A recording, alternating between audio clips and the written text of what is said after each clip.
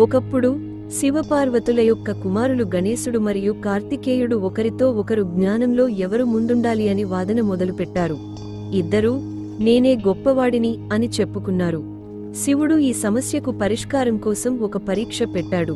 ఆయన అన్నాడు, మీరిద్దరూ 3 లోకాలను చుట్టి వచ్చి ముందుగా వచ్చినవాడు జ్ఞానంలో గొప్పవాడిగా పరిగణించబడతాడు అని. వెంటనే కార్తికేయుడు తన మయూరంపై ఎక్కి 3 లోకాలను చుట్టి రావడానికి బయలుదేరాడు. గణేశుడు మాత్రం తన చిన్న మూషిక వాహనంపై కూర్చున్నాడు. అందరూ గణేశుడు ఇంత మందగమనం వాహనంతో ఎలా గెలుస్తాడు అని అనుకున్నారు. కాని గణేశుడు చిరునవ్వుతో శివపార్వతులను ప్రదక్షిణం చేశాడు. ఆయన అన్నాడు, మాతాపితలు అంటేనే 3 లోకాలు, వారిని చుట్టి వస్తేనే సమస్త లోకాలను చుట్టినట్లే అని. అలా గణేశుడు తన జ్ఞానం, భక్తి, వివేకంతో పరీక్షలో గెలిచాడు. శివపార్వతులు ఆనందించి గణేశుని జ్ఞానదాయకుడు, విజయ వినాయకుడు అని పిలిచారు. కథలోని నీతి: తల్లిదండ్రులే మనకు నిజమైన లోకాలు. వారిని గౌరవించడం, సేవించడం అన్ని లోకాల పూజతో సమానం.